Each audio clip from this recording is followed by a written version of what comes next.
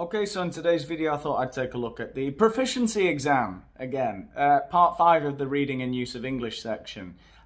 It's the long reading task, everyone's favourite part, that everyone gets wrong, by the way, and it's all about managing your time. You have to manage your time very well, so I'm going to show you how to do this part of the exam today, and I want to get into it fairly quickly, but there is one thing I have to say before we start with the task. And that is, I apologise to everyone who is writing to me at the moment, has been There's been a lot of people writing to me over the last couple of months, asking for online classes, and I have to say I've been ghosting people. I haven't been responding. And it's because I'm a little bit overwhelmed with work at the moment. However, I am going to make an announcement this week on the channel, so stay tuned, about how I think I can offer a cheaper solution than classes that requires less work for me, which is the most important thing. I'm going to offer a kind of subscription in which people can interact with probably a video, maybe just one video a week, I think, on the channel. I'll announce the details later in the week. But basically what I'm hoping to do is get people to send me material that they want me to correct, or questions that they want me to answer. Maybe you can send me voice clips or video clips of questions that you would like me to respond to. And I can include them in a weekly video for the people who are paying the subscription charge. I will be announcing details of this later in the week. Let's get on with today's task, though. That's the important thing for today. Okay, so here we are in part 5 of the reading and use of English section, and what do we have? We have 6 questions with multiple choice A, B, C or D answers. What do we need to know for this part? Basically this, the most important thing for me is that you read the question first. Don't read the text first without looking at the questions. That's a massive mistake because it's a really long text. Look at how long it is. La la la, blah blah blah, blah blah. Oh no, and it goes on like this. Blah blah blah, blah blah. It's still going, and there it is. It's finished. It's too long. Don't waste your time reading the whole text without having read any of the questions. And I think the way you should do it is focus on one question at a time, not even the answers, just read the first question. Number 1, it says, in what way was Jessica not like her mother? Right, so we need to read, and it's going to be early on, it'll be in the first or maybe in the second paragraph. We will find a way in which some girl called Jessica is not similar to her mother. Okay, let's try and find our answer to that question. How would I answer that question? And then I'll look at A, B, C, and D and see which one is most similar to what I think. Simple as that. Let's read about Jessica and her mother.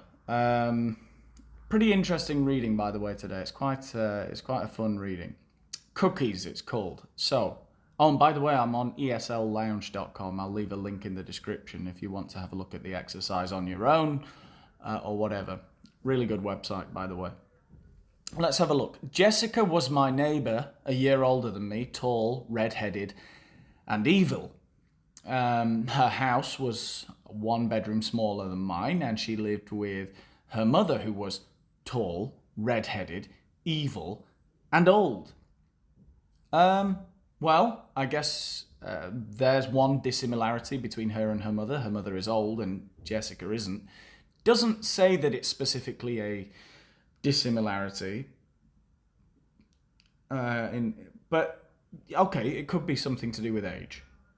They're different in terms of age, but I mean that's kind of obvious, isn't it, that your mother's going to be older than you. Her father had the good sense to escape from these two before they made stew of him. When they weren't locked away inside their little house, sticking pins in dolls and worshipping frogs, Jessica and her mother, Mrs. Walters, were on the lookout for me, waiting for me to step 1 foot into their yard. Well, they sound very similar so far, only that the mother is old and Jessica isn't, but let's read on. See if there's anything more specific. Mrs. Walters never baked cookies, never had iced tea or lemonade handy, and never, ever smiled at anyone besides Jessica. She was the Olympic champion of scowling, fist shaking, and finger pointing.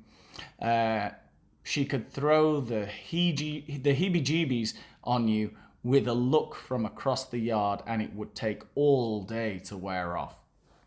Okay, still no further mention of anything else. Let's take a look at number one and see if any of the options are that basically the mother is older.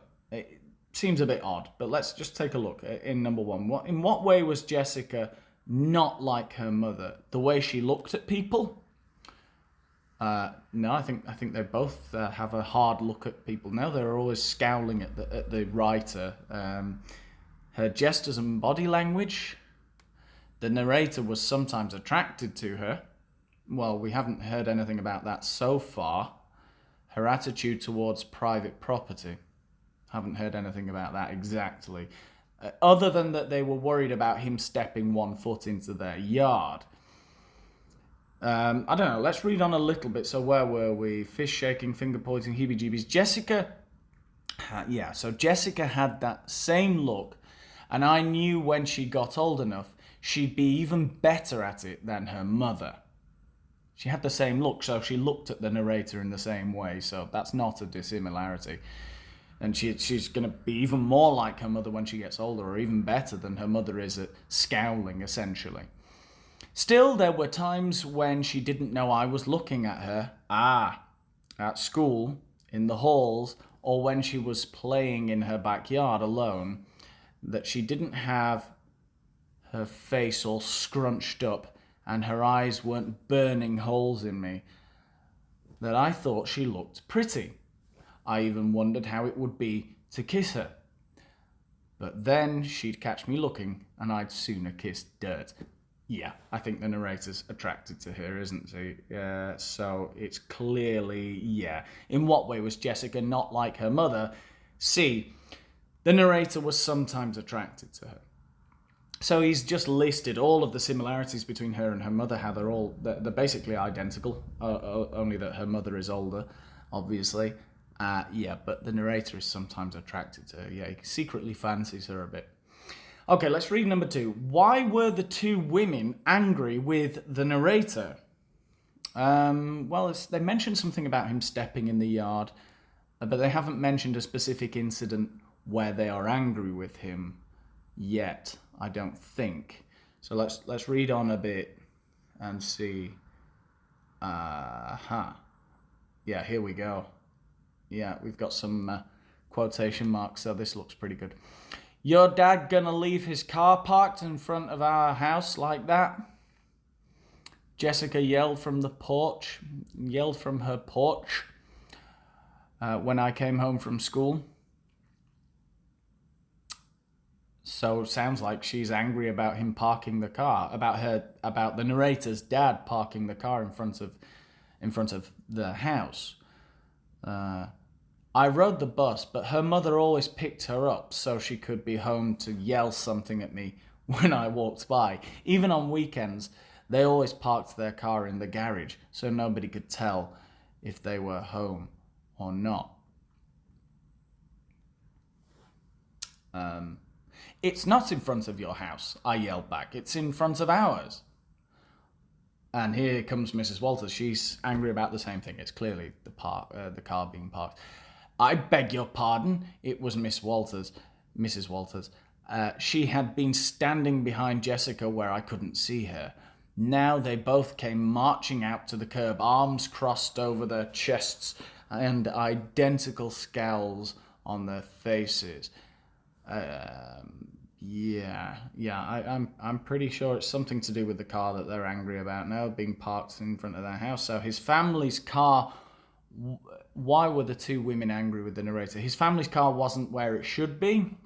Somebody had painted a red line on the road. His family's car was blocking their garage. They didn't like his father's car.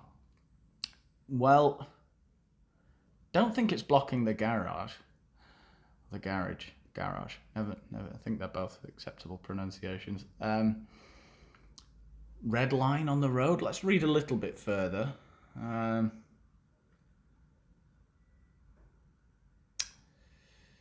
It's not in front of your house, I yelled back. No, we read all that.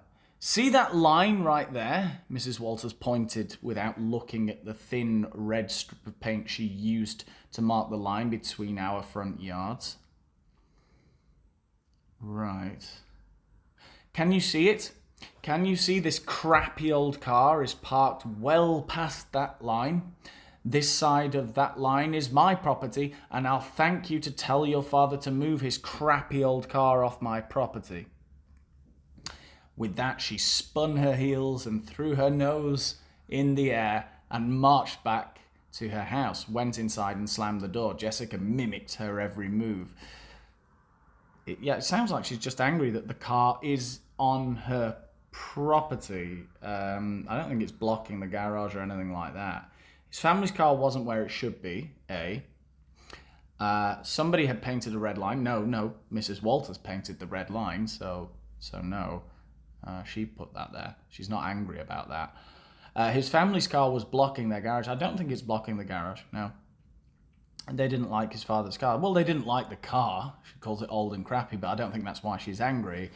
It's clearly A, isn't it? His family's car wasn't where it should be. It's over the red line that they've painted on the ground. Yeah, so it's clearly A. Okay, let's read on. What is the purpose of the red line? Well, I think I can answer that already. It's to mark where, it's just to divide the two properties. Now she's saying this side of the line is my yard, that side of the line is your yard. So I think I can answer that without looking at the text again. To warn others of extreme danger? No. So the local authority knows where each property ends. Well, we didn't read anything about police or local authority yet. We haven't read anything yet, no. To allow safe access to the garage? No, I don't think so. To warn others off the lady's property? Yeah, I think it has to be that, no? To warn others off the property. We'll read on a little bit further, but yeah, I think that's fairly clear. Yeah, she mimicked her every move. I can't say I was surprised by this, stunned a little, as I always was when they ambushed me, which was nearly every day, but not surprised. I walked on up my driveway and into my own house, and slammed the door, just like they did, just because. My mother came out of the kitchen, drying her hands and looking out the window over to the Walters house. What was it today? She asked. Yeah, I think we've got the answer very clearly. In number 3, the answer is very, very clear. I think. What is the purpose of the red line? To warn others off the lady's property. No, to tell people you can't be on this side of the line. No, so yeah, it's clear. Let's read number 4 then. Why did the policeman, well, we've had no mention of a policeman yet, why did the policeman touch his gun? So we're going to hear about a policeman touching his gun. Why did he do it? Let's find out. What was it today, she asked. This is his mother talking to the narrator. Dad's car again, I said, and set my backpack on the coffee table. I think it's a good 3 inches over the red line of death this time. My mother shook her head, smiled, and kissed me on the forehead. At least she hasn't called the police yet. But she spoke too soon. 10 minutes later, a patrol car pulled into the Walters' driveway. So, yeah, the neighbour has called the police and, well, let's find out. The policeman touches his gun for some reason, but we don't know why yet. Or, let's read on. My mother and I watched as Mrs. Walters, shadowed by Jessica, of course, led the officer over to the curb and pointed out the scene of the crime. When the officer shook his head, Jessica's hands went to her hips and her mother's started waving wildly. We could hear her voice, but couldn't quite make out the words. It was clear she was unhappy with the officer, and I couldn't know if he meant to do it or not. But his hand moved to rest on his pistol. We had an old dog we had to put down once, and the image just popped into my head. See, it's pretty funny. So Jessica and her mother are sort of going crazy with the policeman, saying, look, that car is not where it should be, it's over the red line. And the policeman sort of, I think he's kind of like, and he just sort of, he rested his hand on his pistol, on his gun. No? It says it was clear she was unhappy with the oil. I don't know if he meant to do it or not, but his hand moved to rest. So it sounds like it's, he wasn't thinking about it. I guess it's instinctive or something, no? I don't think he's thinking about it. He's just sort of, and he compares it to when they had an old dog that they knew they had to take to be destroyed. You just know that you have to do it. And maybe the policeman sort of felt it might be easier for everyone if he just dealt with the situation. No, but I think that's a joke. I think what he said beforehand there, it's kind of, just an instinctive reaction, a reflex kind of thing. So let's see if there's anything that looks like that. Why did the policeman touch his gun? It was probably instinctive. Yeah, I'm pretty sure it's it was probably instinctive. He sensed great danger. I don't think he felt threatened by Mrs. Walters or Jessica. He was losing his patience. Maybe. It doesn't say that, though. It doesn't really suggest that. You could probably guess that he would be, but it doesn't say that. He was just checking it was there. No. It's clearly A. I think I actually said the word instinctive a couple of times, didn't I? So, I think it's A. Okay, what did Carl and Mrs. Michaels share a joke about? Well, I don't know who Carl is, I don't know who Mrs. Michaels is, so I certainly don't know what they shared a joke about. Let's find out.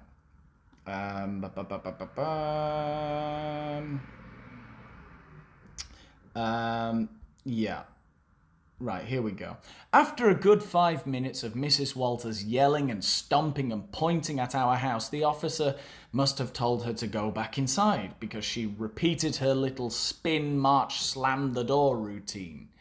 The officer watched after her for a moment, shook his head, and then walked over to our front door. My mother opened the door before he had a chance to knock. Good afternoon, Mrs. Michaels. So, Mrs. Michaels is the narrator's mother, clearly. Good afternoon, Carl. Carl is the policeman, clearly. I'm sorry she's called you out here again. Oh, it's okay. It's been almost a week, I believe. They both laughed.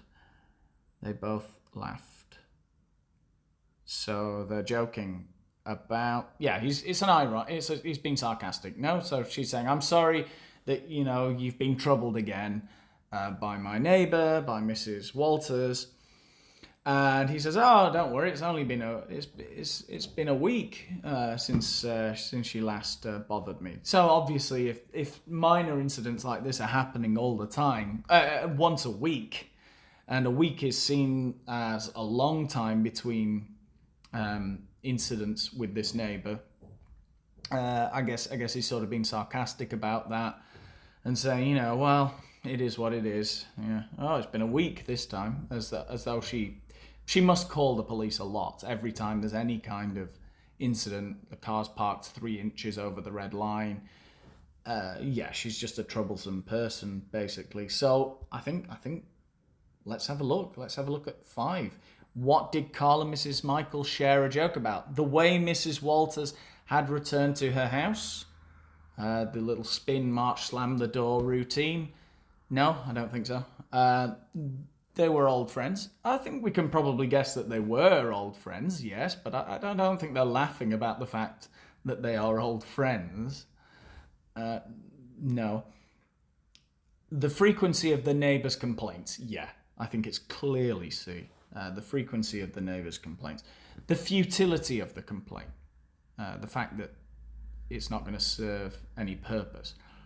No. No, it's clearly C. He's saying, "Oh, don't worry, it's been almost a week, since the last time I've been called out." So he's making a joke in reference to the fact that Mrs. Walters is a troublesome person who's always calling the police for silly, petty things. No? Yeah, it's clearly C. Okay, what action did the narrator's father take? So I'm guessing that Mrs. Michaels and the narrator are going to tell the narrator's father what happened, and we're going to see what he does about it. Yeah. Okay, they both laughed. "Listen," Carl said, "I've told her that she doesn't own the street, and unless Mr. Michaels parks in her yard or blocks her driveway, we can't do anything about it." My mother smiled and invited the officer inside. "No, thank you, Mrs. Michaels. I need to get back on patrol. But listen, she's saying she's going to call a tow truck if the car isn't moved. I told her she couldn't do that, but you know her. It might just be easier if you go ahead and move the car. You don't have to, but it just might be easier all round. I'll tell Charles as soon as he gets up for work. As soon as he gets up for work, I'll tell him." So Charles must be the husband, the narrator's father, I guess. "That's good, Mrs. Michaels. Sometimes it's just easier for everyone when it's something simple like this, I agree. Lord knows she'll just find something else, but I agree. Yeah, whatever. She's gonna do it. All right then. You give me a call if you need me, okay?" When the officer left, my mother went back to the kitchen and I stood guard at the front window watching the Walters house. Our houses were next to each other, but we lived at the end of a court, so I guess it's like a cul-de-sac kind of thing. So they angled enough so that we could see each other through our living room windows. The curtain in front of their window moved every few minutes, sometimes one face low or high, sometimes two. My father wasn't one for taking the easy route anywhere. And over the last couple of months, he had taken much pleasure from annoying Mrs. Walters.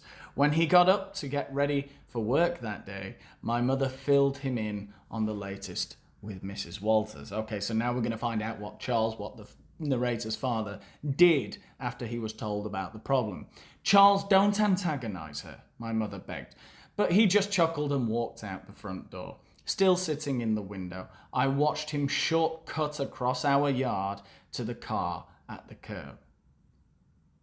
He smiled and waved so he walked across our yard to the car, and he's smiling, and he enjoys antagonizing Mrs. Walters. Okay, what did he do? He smiled and waved at the Walters. So he's waving at them through the window, I guess. No, he's in his car now and he's smiling at them, who quickly pulled back from the window and whisked the curtain closed. He waved again and flashed a big smile as he unlocked the car and slid into the driver's seat. I heard the roar of the old Cadillac as he started it up, saw the puff of blue smoke shoot out of the tailpipe, and watched in amusement as my father backed the car several inches further into Mrs. Walters' side of the red line.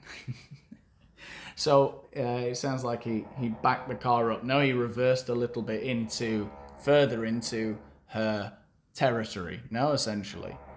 They've started with the drilling again upstairs. Oh. Hello! Good. That man, my mother whispered, standing over me and watching through the window. She was drying her hands and humming in disapproval. That man. My father got out of the car and made a show of wiping some speck from the front fender of the car. He bent over to breathe steam on the side mirror and wiped it off with the tail of his shirt. Then, like he was seeing someone off to sea, he stood on his tiptoes and waved to me and mother. He gave another toothy smile and quick wave toward the Walters window and started up to the house again. My mother often returned to the kitchen, but I could hear her chuckle softly as she did. So it sounds like he didn't do anything. He just moved the car slightly further into their territory, over the line, a little bit further. Let's see the options, because I can't read anymore with the drilling. They've been drilling for weeks. I don't know what they're drilling for. Oil. Anyway, what action did the narrator's father take? That's insane. The answer's A, I think, isn't it? He reversed his car out of the neighbour's property. No, it's not A. He didn't move the car enough.